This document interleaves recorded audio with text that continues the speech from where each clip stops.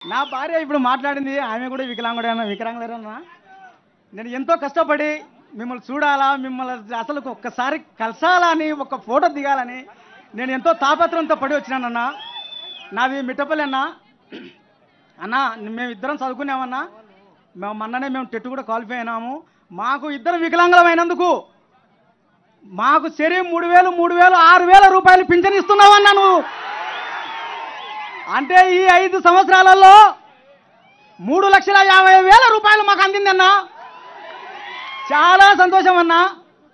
ఇకపోతే అన్నా, మొన్న మీరు ఆలగడ్డకు వచ్చినప్పుడు 45 అడుగుల 2 కటౌట్లు నేనే స్వయంగా పేశానన్నా. నేను వికలాంగుని అయినా కూడా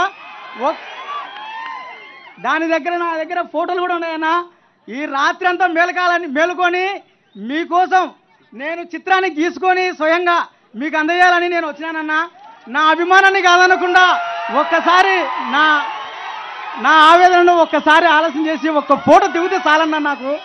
అదే సంతోషం అన్నా. జగన్ అన్నా, నేను మిమిక్రీ ఆర్టిస్ట్ కూడా నన్నా. ఒక్క డైలాగ్ చెప్తాను, మీ మాట ఒక్క మాట.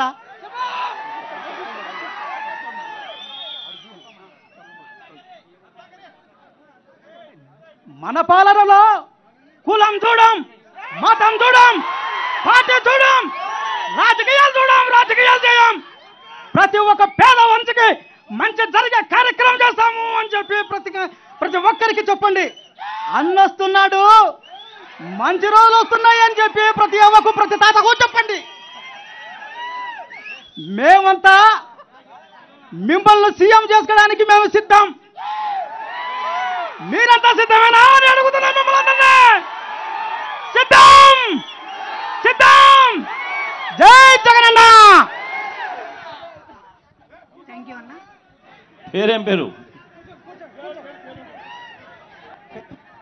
పేరు చెప్పండి అన్నా. నా పేరు ప్రసాద్ అన్న, సావిత్రి ప్రసాద్, మిట్టపల్లి అన్నా నాది. Thank you Prasad. థ్యాంక్ అన్నా. ఒక్క ఫోటో అన్న.